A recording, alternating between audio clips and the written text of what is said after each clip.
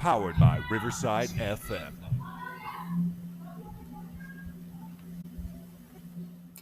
Tonight on Newsworthy, we're thrilled to welcome Dr. Randy Overbeck, an award-winning educator, author, and speaker whose passion for storytelling has captivated readers nationwide.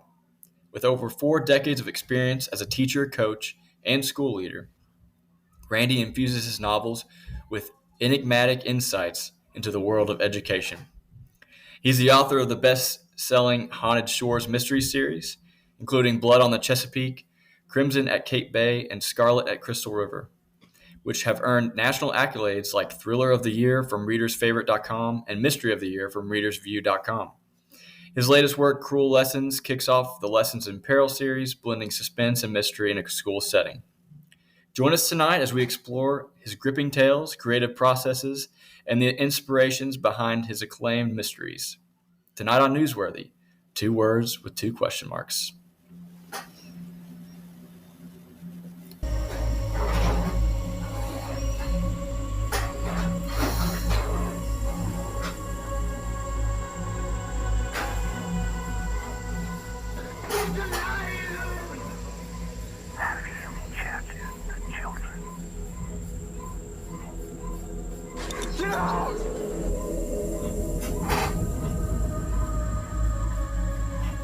You have scoured the podcast world and finally found us, Newsworthy with Steve and Jerry, where we delve into all things mysterious, macabre, or out of this world, and decide if they are truly newsworthy. 2 words and 2 question marks.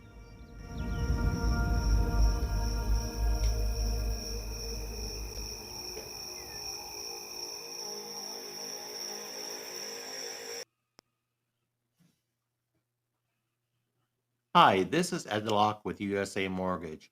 When it comes to buying a home, the process can be overwhelming and confusing. With so many options, it can be hard to know where to start. That's why it's important to work with a certified mortgage loan originator. I have the knowledge and expertise to guide you through the process and find the best mortgage option for you. I will work with you every step of the way to ensure that you are getting the best deal possible. So if you're looking to purchase or refinance, please reach out to me at 502-680-0953. So don't take on the stress of buying a home alone. Work with me and I will make your dream a reality. Trust the professionals and make your home buying experience a positive one. MLS ID 448908, DAS Acquisition Company, LLC, doing business as USA Mortgage, MLS ID 227262. This is not a commitment to lend. Additional terms and conditions apply. USA Mortgage is equal housing opportunity.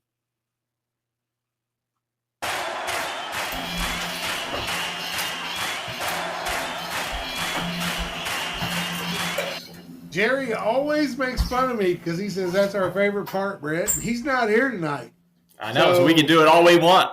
Here we do. Woo!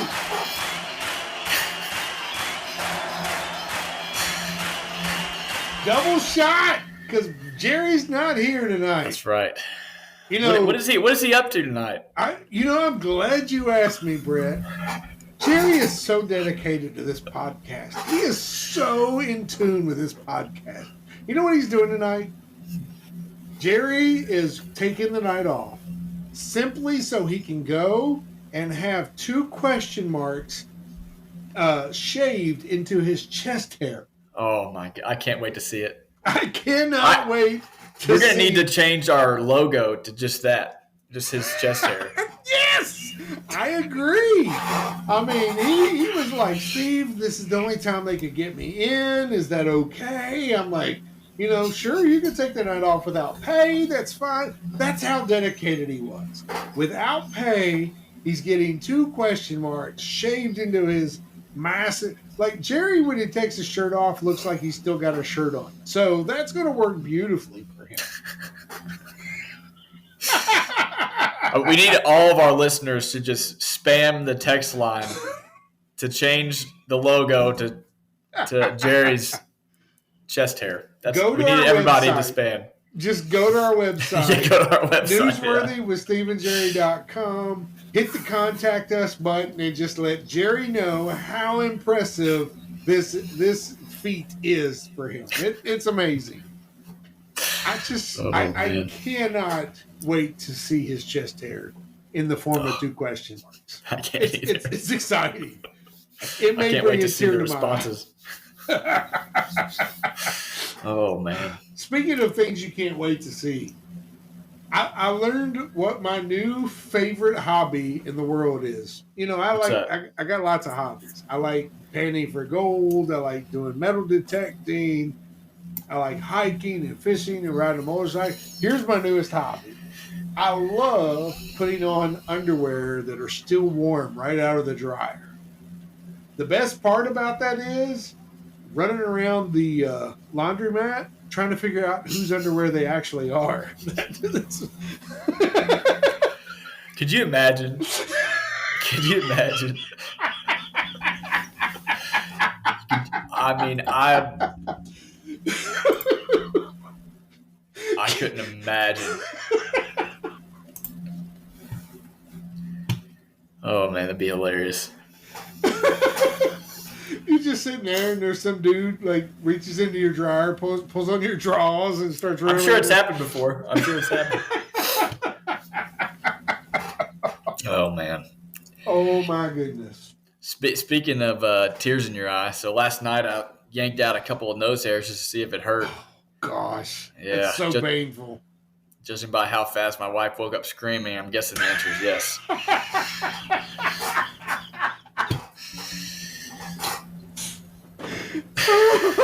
That was the best one I've ever heard. Thank you, Brett. That was fantastic.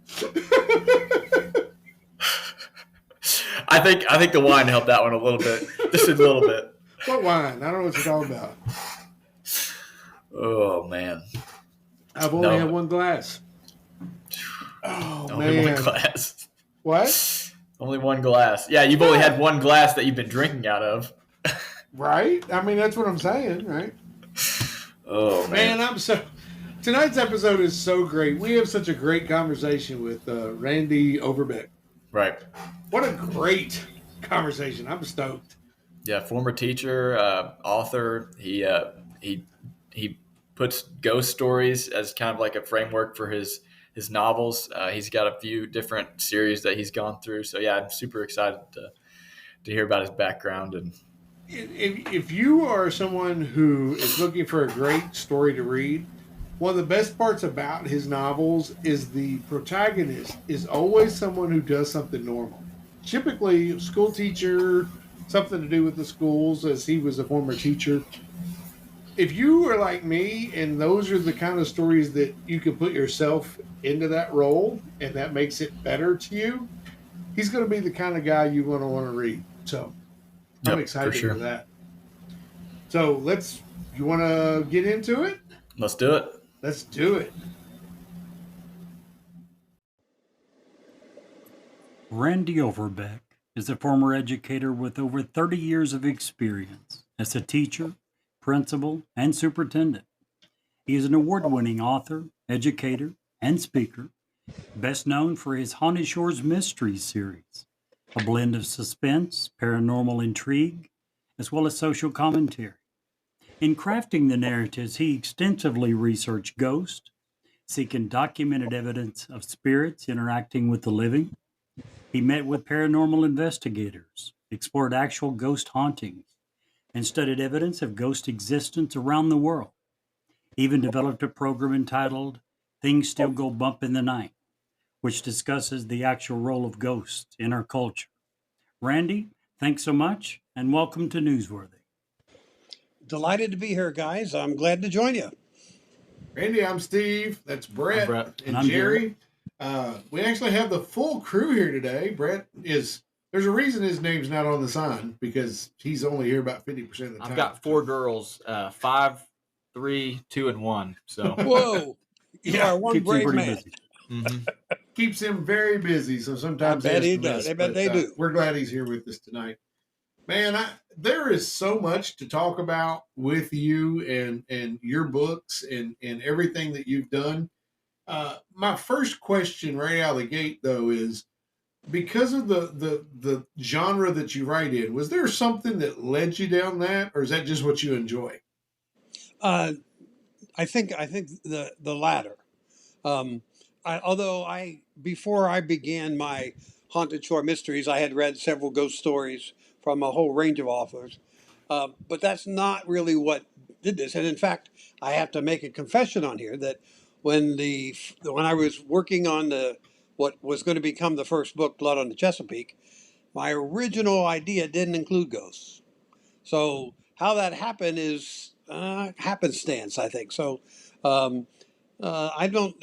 The book was published in 19. This is probably around 17 when I was working on it, and I was attending a writing conference. I go to a couple of writing conferences every year.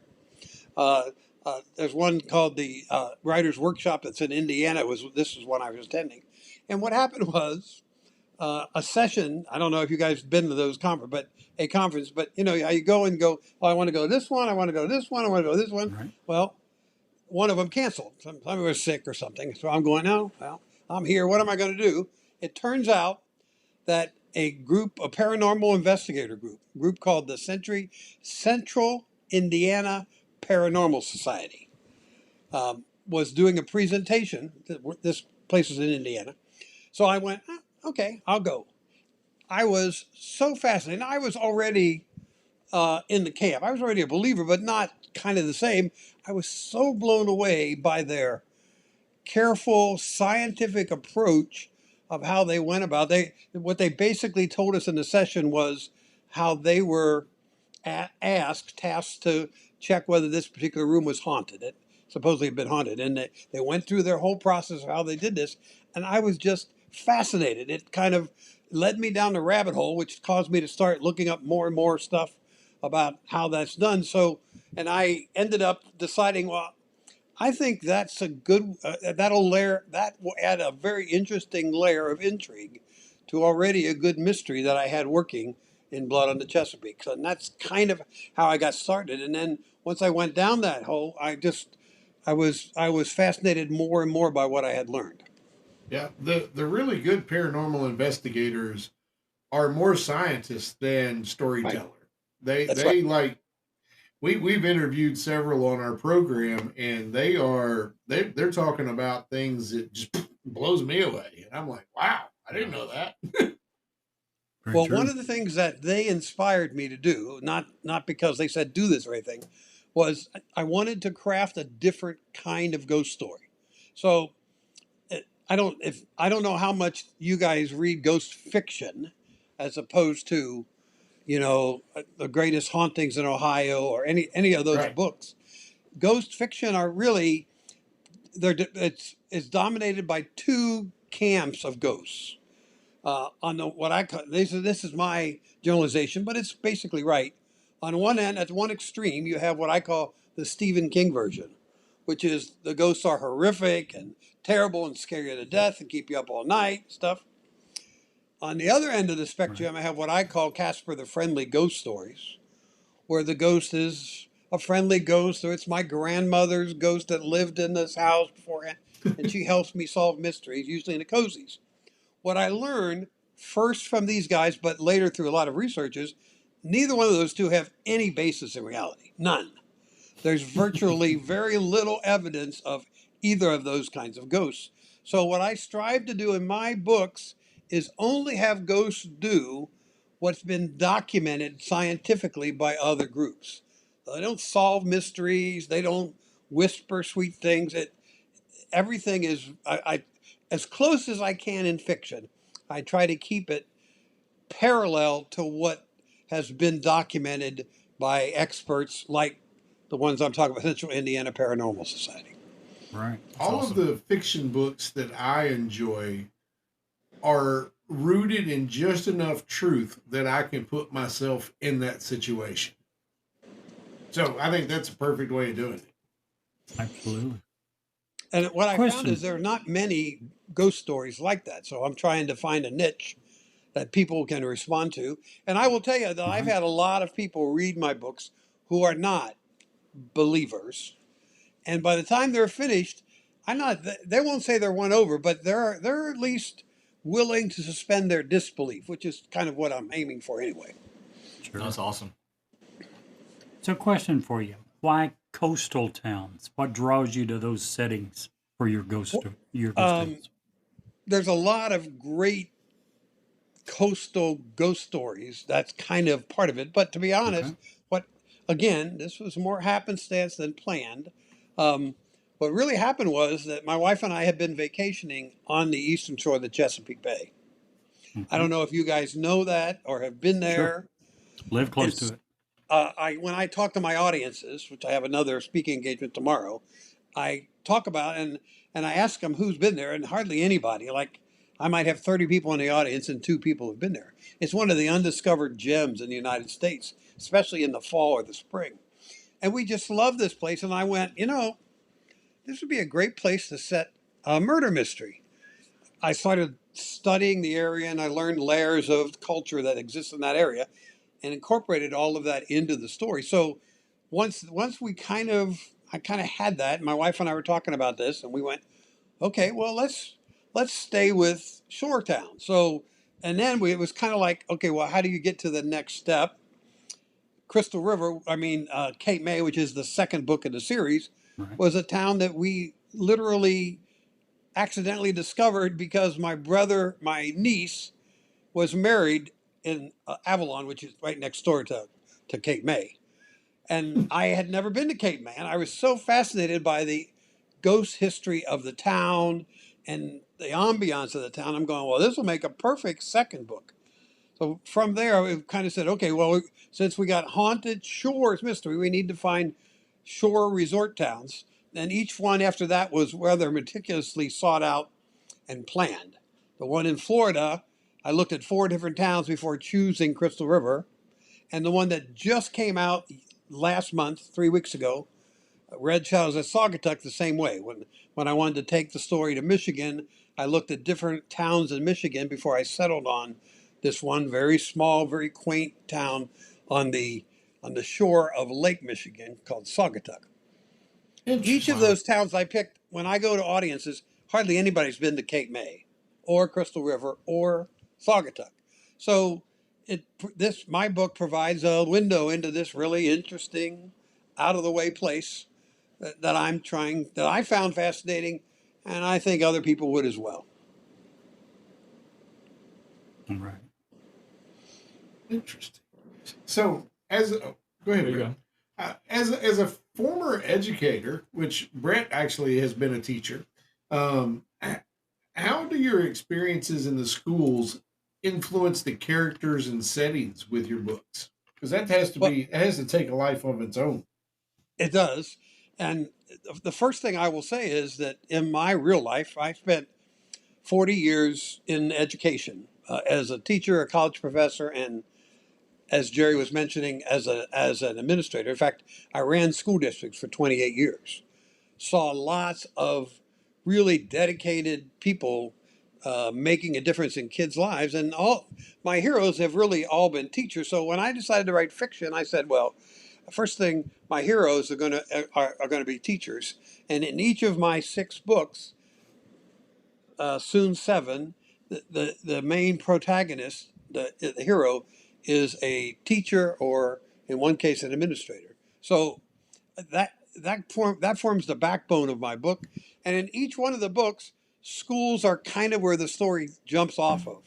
Now, in the Haunted Shores mysteries, in the first and second book, there's very much about school involved in the story. Um, in the first book, Daryl is teaching a class, and the students kind of school him on the real local history and the idea about injustice and discrimination that's going on in the town when he's teaching in the 90s. Um, in the second book, it's still tied to school, although it happens in the summertime, so it's more about like things like football camp. Once I got beyond there, it's still grounded in school, but like the third book takes place during the Christmas holidays. Daryl and Aaron meet in the first book, are fall in love in the second book, they're on their honeymoon in the third book. So there's less of school, but in each case, there's always references back, echoes back to Easter eggs about school, about what goes on in school. Right. Even when he goes to Michigan, much of what's going on has to do with school. And one of the things that drives Daryl, my protagonist, is his obsession, his compulsion to take care of children. my job as a teacher is to see how do I get my kids to the very best life that they can get. So what happens as he encounters in 3 of the 4 stories, the the the victims are all children of some kind, teen children, 5 and 6 year old. In the second, in the third book, and in this latest book, it's a native teen girl who's been a victim of foul play. So all of those elements weave together the kind of education ethos that Daryl carries through to things that are not really in the classroom, but still are about taking care of kids. That's awesome. Yeah, I was going to ask something similar about No. your educational aspect. Ask the exact same question. Well, great minds do think alike. You mentioned that Daryl Henshaw is your protagonist in the Haunted Shores Mystery series. In your books, Daryl has the ability to see ghosts. How do you balance supernatural elements with, as you were referring to earlier, grounded mysteries? That's a very good question.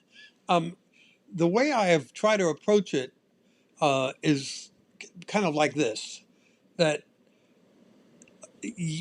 his abilities are in fact not ordinary, but they are not supernatural in this sense. In every aspect of life, we have people who are far better at anything than other people are. Sure. Nobody shoots a 3-point like Stefan, okay? Right. Nobody played golf as well as Tiger. Nobody says, they must be supernatural in their ability. No, they're just exceptionally good.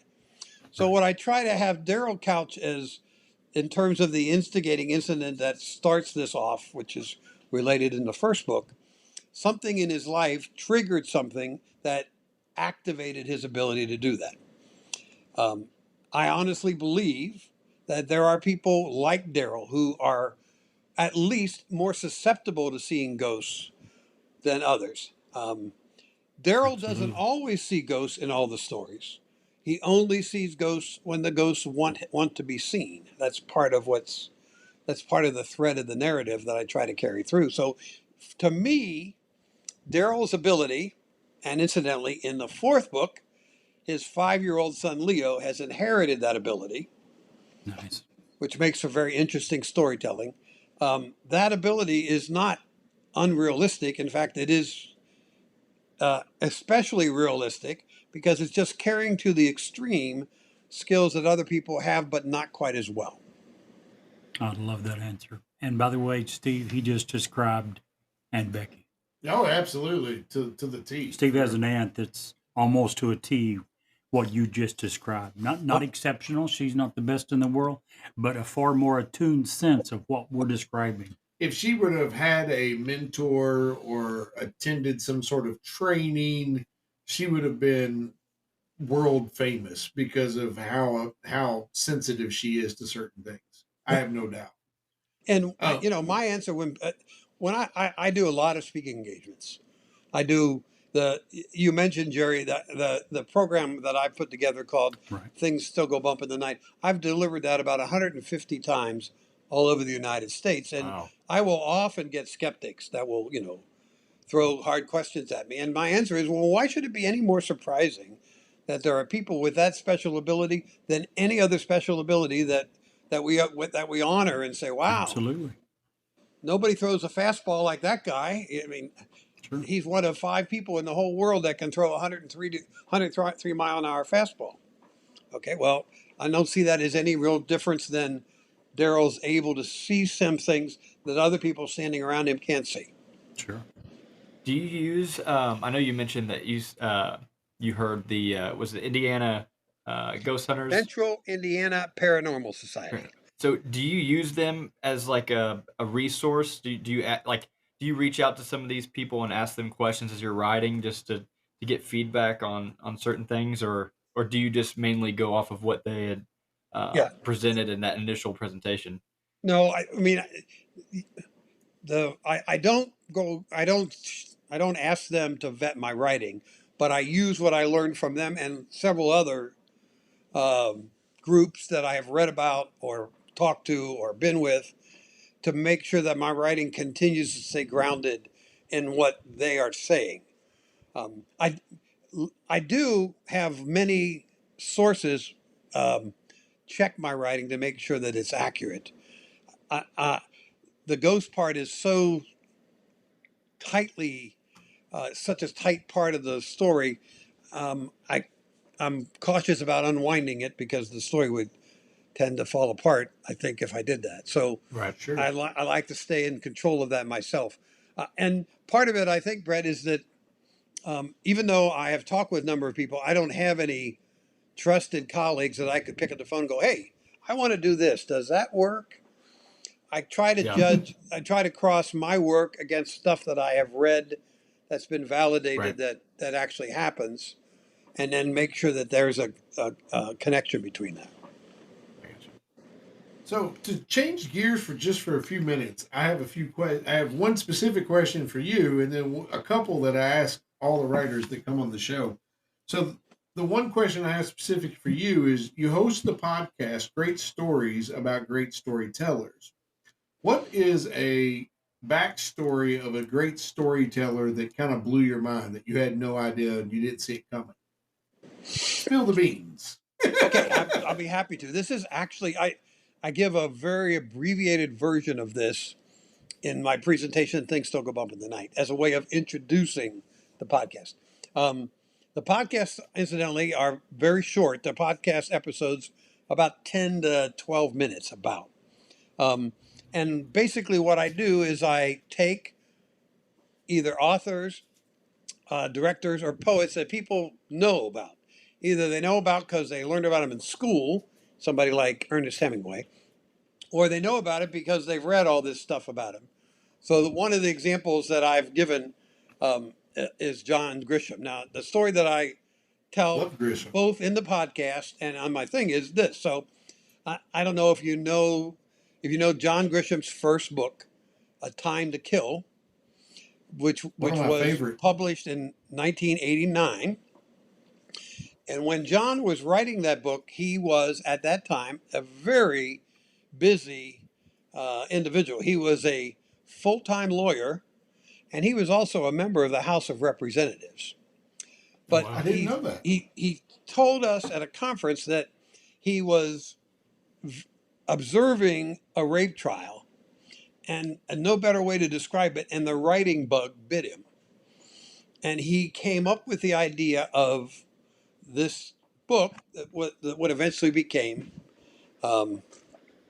his first book. And I'm not sure if you need to know what the story's about. So in Oh, I case do. you have viewers that don't know it, okay, in this story, two idiot rednecks kidnap, rape, and a 12-year-old black girl and drag her behind their truck and kill her. Her father finds out who it is, hunts them down, and kills them. The remarkable thing about John's writing that happens in 11 pages. Yeah. Oh wow. Because the story is really about what happens to the town as a result of the trial. It's not about the murder. It's not about the rape. It's not even about that racial injustice. Anyway, okay. So he puts this thing together and he is really excited about it, loves it. He decided, okay, I'm going to get this published. He sent this to everybody. Now, this is 1980, probably it was published in 89, so it's probably 1988. Editors, agents, publishers, no one was interested, nobody. He told us at a conference that he has a wall in his office in Mississippi papered with all the rejection slips that he got for this first book. Eventually, a small press in Florida, a small religious press in Florida, picked the book up and printed it. Now, in those days, there's no ebook. There's not even any audiobooks. There's just print books. So what was typical then is they would do an initial run. The initial run was 5,000 books. They just print 5,000 books and, okay, we're going to try to sell it. They did that. The book did not sell. In fact, the book went out of print. John was beside himself. He was so distraught that he was convinced he was going to be a writer. I've got it. I know I have it. He went to the, first of all, he quit his job. I told my wife, I said, "Oh, that was an interesting conversation at dinner. Honey, I know you put me through law school, but I don't want to do that anymore."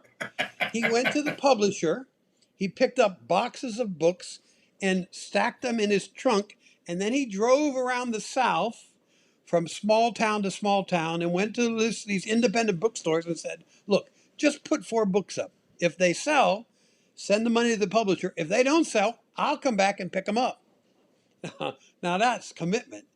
I don't really know how long this went on, but eventually an agent, I think he said the agent was from Florida, got a copy of A Time to Kill, read it, liked it, and after some work, eventually got back to John and said, "Hey, John, I kind of like this book. It's pretty good, but you already have a publisher. I think I might like to represent you. Do you have anything else?" He said, "I just finished my second book called The Firm, and the rest is history."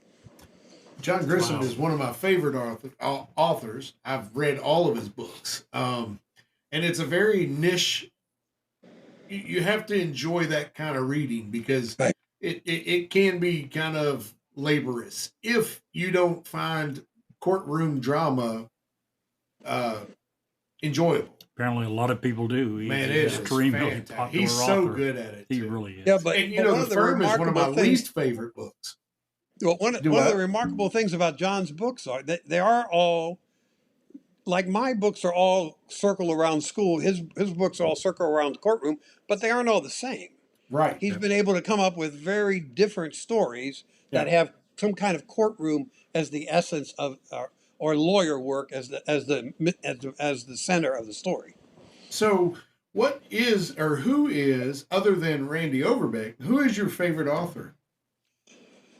Well, I have several. It kind of depends on. I have several in different kind of genres. Who is As my Jerry- favorite author? My favorite mystery author is pretty easy. That's William Kent Kruger. If you guys don't know him, you're missing a really who I think is probably one of the premier mystery writers in America right now. He has a series called the gosh darn. His series is at number 21, and the 21st debuted at number 4 on the New York Times bestseller list. And it was the number 1 requested book in libraries in America last September. Oh wow! Dang. I mean, his books are absolutely incredible. He does a better job of doing description, of weaving description into the story than any author I have ever seen. Jerry, So- who's your favorite author? If I'm going that direction, the mystery would be William Kent Kruger.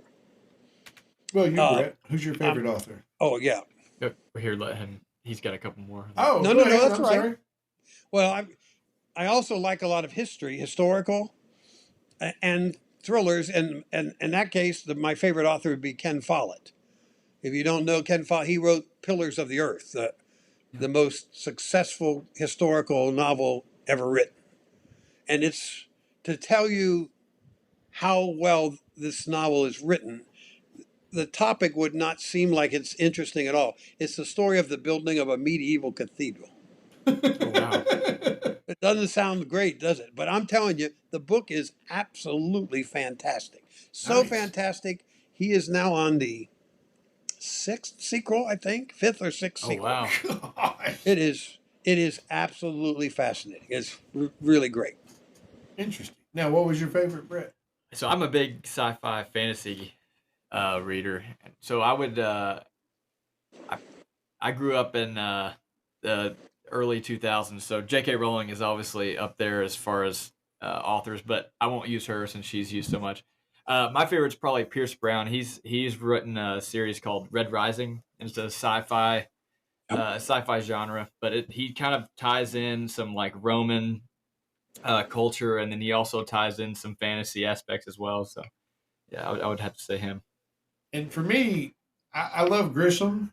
I love Stephen King. But for me, reading is one of those things. I love Timothy Zahn as far as sci-fi goes. I love how he writes. But for me personally, probably if I were on an island and could only read one thing, it would have to be Christopher Moore. I love. Have you ever read any of Christopher Moore's stuff, Randy? I don't think I have. I don't know. It's off the wall comedy stuff, and it Oh, is okay. so good. I would recommend starting with A Dirty Job. That is a great book that just makes you say, "What the? What is this guy?" But it is so funny. I like you. Very rarely do I get the opportunity to laugh out loud whilst reading a book.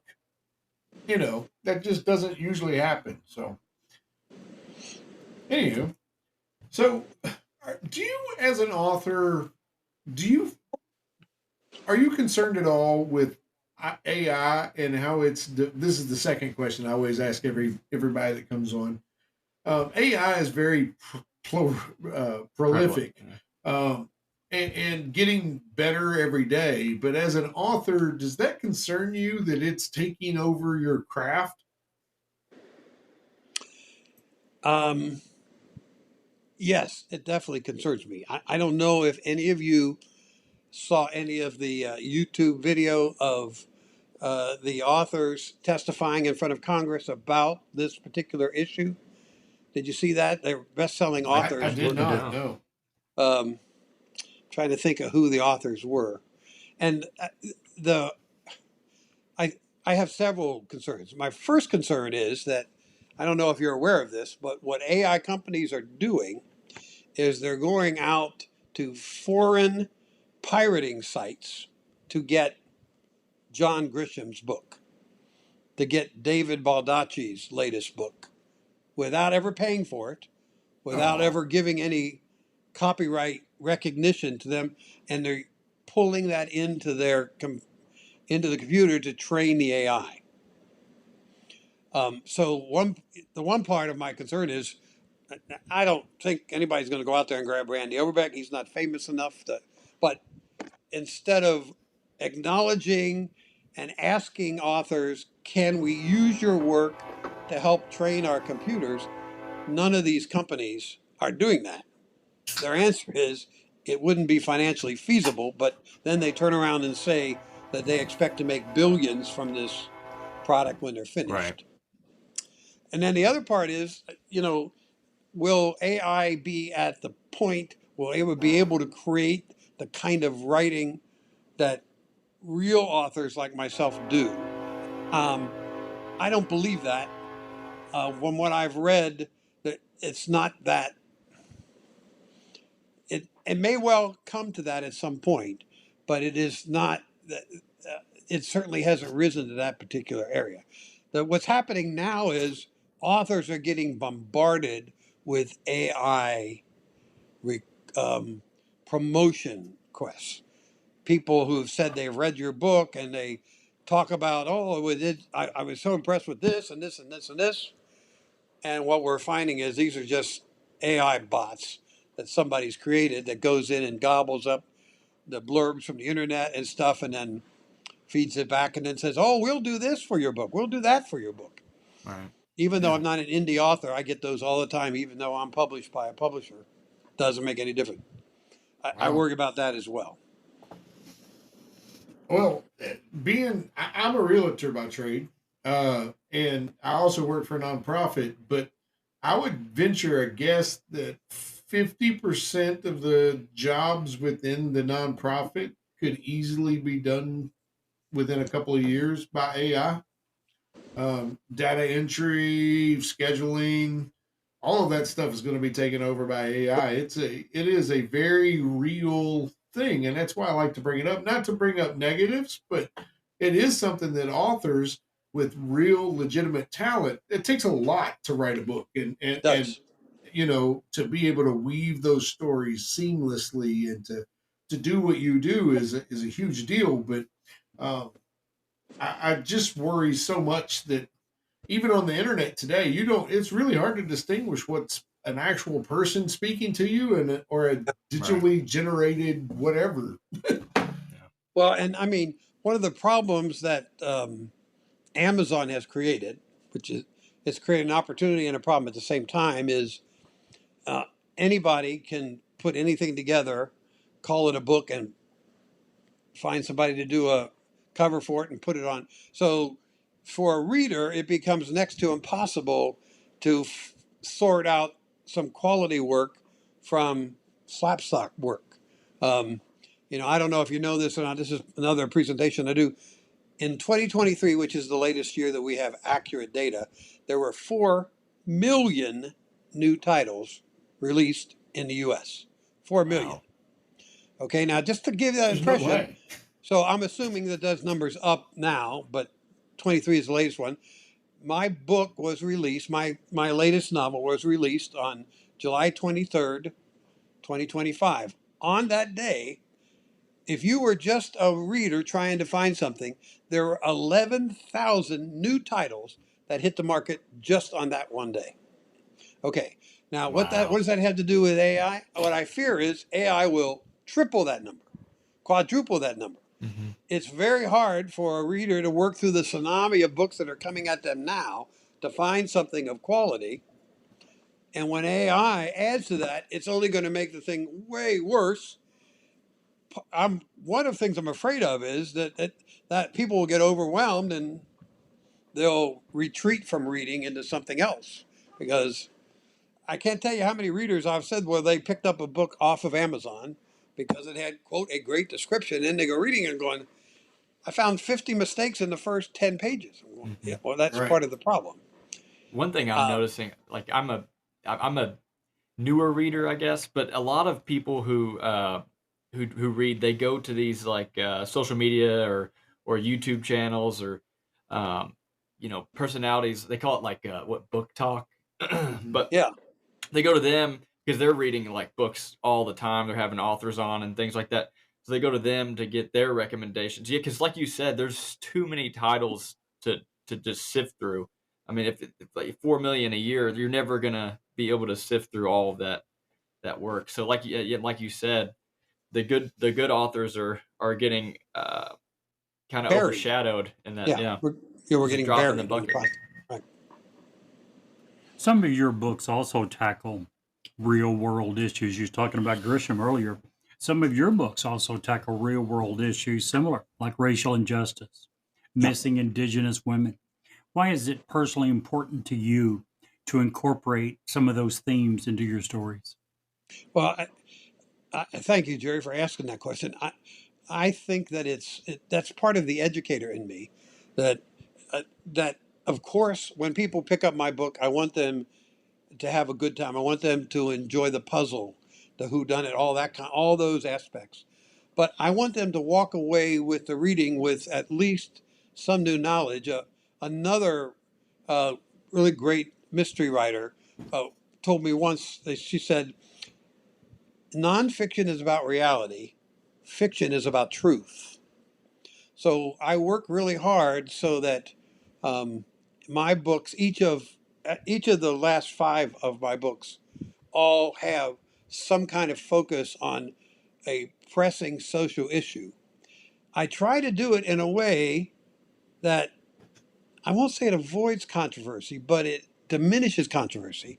Right. Because, first of all, as you probably are aware, all my books are set in the past. Most of them are set 25 years ago. So I did that for a very practical storytelling reason, which I'll explain it if you wish. But one of the side benefits of I can talk about racial injustice as it was in 1963 and 1998, which are the 2 time periods in Blood on the Chesapeake, without getting into um, Black Lives Matter issues, George Floyd issues, anything getting bogged down by the present, and see it as it is in that one particular one. And that's kind of what I'm striving for. What I do, I use the trope of fish out of water. You know what that means Sure. in storytelling? Okay, so in each of these cases, Daryl is a fish out of water, and it hasn't experienced racial injustice until he comes to this town, and he ends up seeing it firsthand. He didn't know anything about human trafficking until he ends up tackling the murder in Cape May, finds out it's connected to a human trafficking ring. So in each of Right. those cases, I'm having Daryl discover this, and I'm hoping the readers are able to discover it along with him.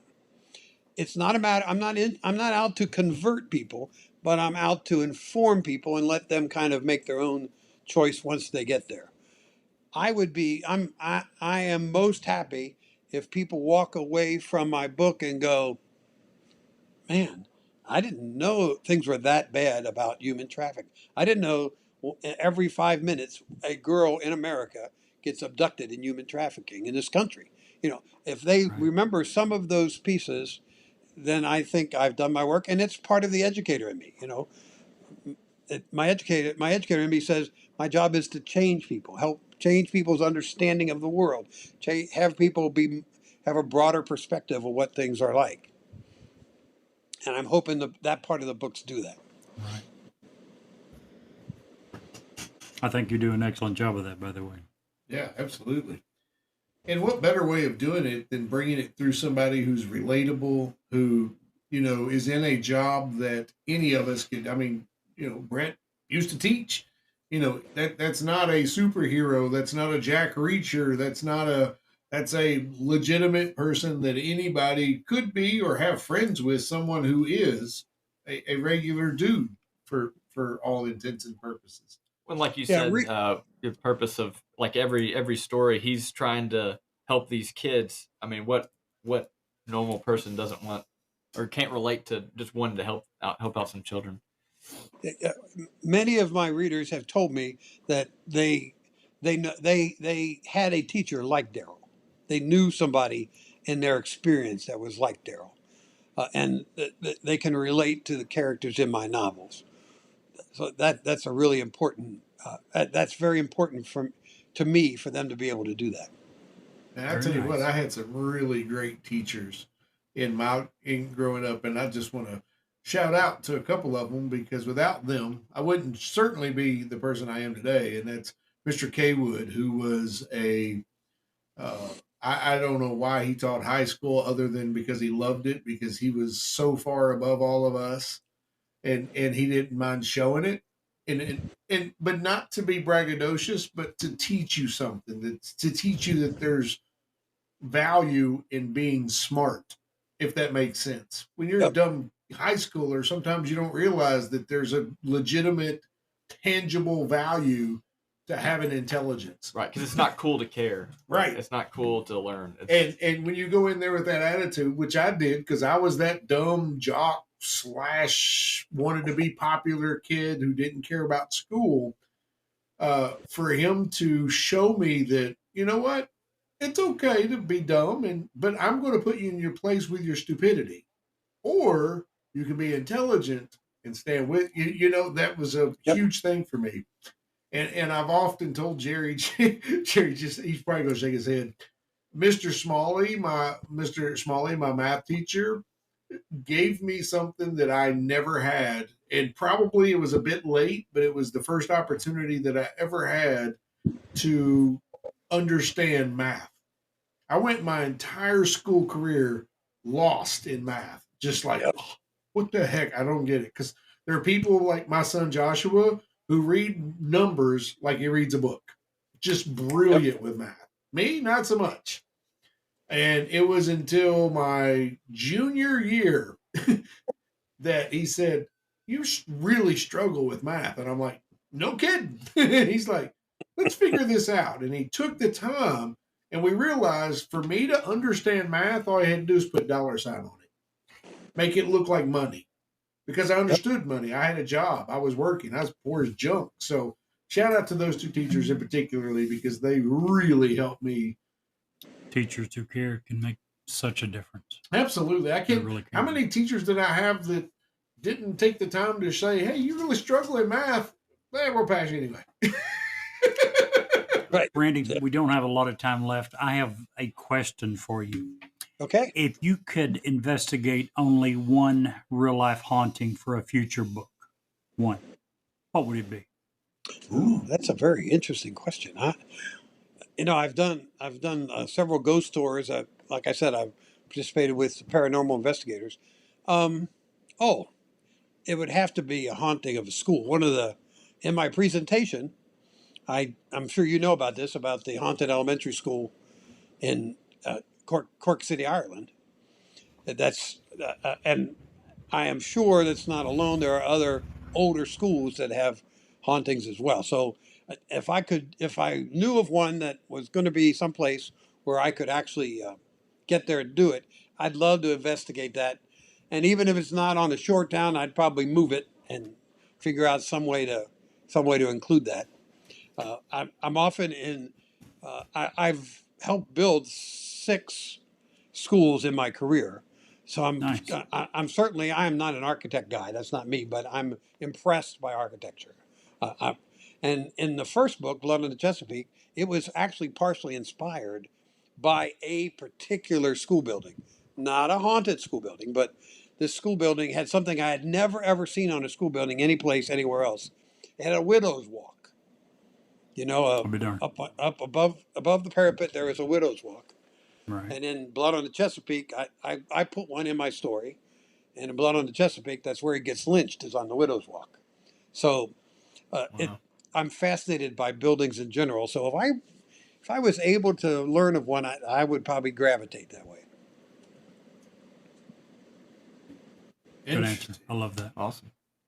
Well, Randy, we absolutely appreciate and have enjoyed the heck out of your time with us here today. I have gained knowledge and feel smarter because you've been on the program. Absolutely. And I can't wait to check out all your books. What is your new book? The new one that's coming out. Where can people get it? Your website, I have that pulled up. That's randyoverbeck.com. No, what author. else is tell us all about it. Give yourself a randyoverbeck.com. big, huge plug. Okay. The website Do is what? author.randyoverbeck.com. Yes, you're right. Okay. I'm sorry. And first of all, you can get all of my books either print, ebook, or audio. With audio is not available for the new one yet. I don't know if you guys know this thought, but it takes several months to go from the printed copy to the audio copy. We're in the process of that now. And you can get them anywhere, wherever they want to buy books, Amazon, Books A Million, Apple, Barnes and Noble, any place that they can get any of the books. The easiest way to get the books is just go to my website, because under the tab under books, you can go to whatever book you want.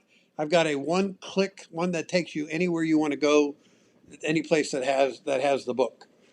It simply says click here or buy here or something like So that. the new book is Red Shadow Under Saugatuck. Am I saying Red that right? Shadows at Saugatuck. Saugatuck. I said Red it wrong. Shadows at Saugatuck. Takes place on the western shore of Michigan, on the Arc Coast of Michigan. Nice. Well, Randy, thank you so much for joining us this evening. Gentlemen, I enjoyed having. I'm delighted to be here. Had a really good time talking with you. What a fun group, fun conversation with this group. I'm happy to come back whenever you'd like me to. When I get to my next book, I'll be happy to be back Awesome. We'd and love tell to you have more you. about what's going on in my ghost world. Awesome. Sounds Sounds great.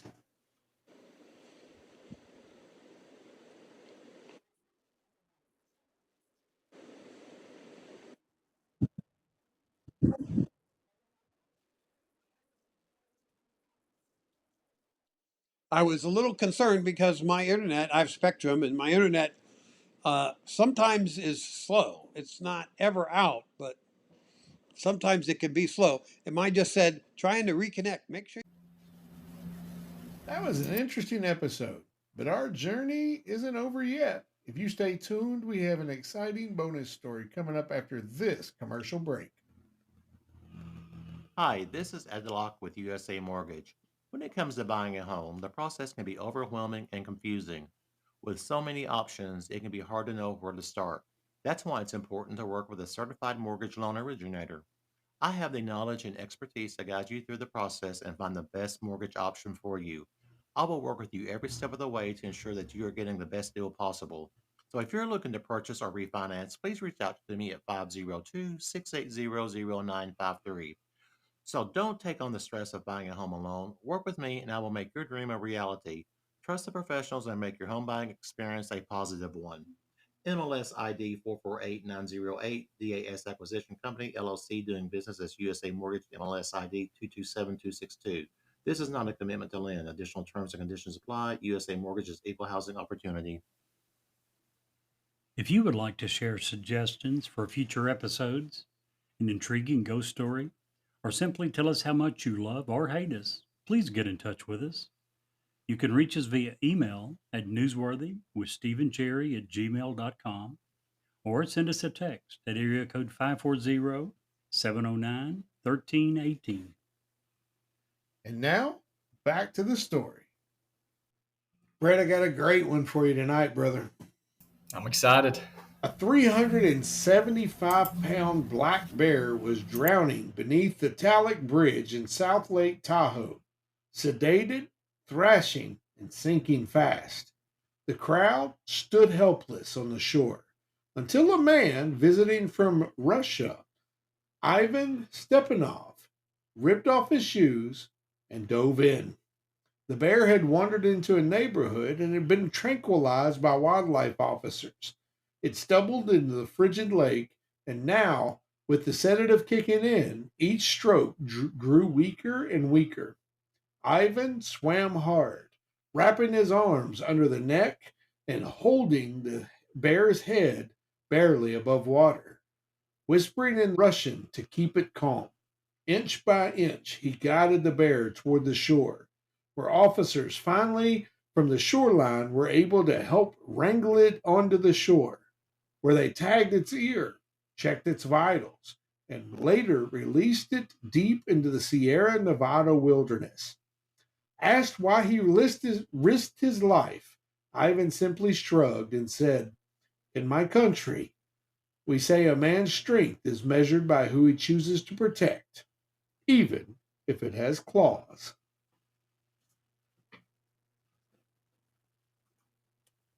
Today's episode brought to you by our great sponsors, Ed Locke at USA Mortgage and Smoking Gun Jerky of Lincoln, Nebraska.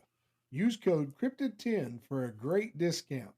And Jerry, if you can't see the light, Be the light.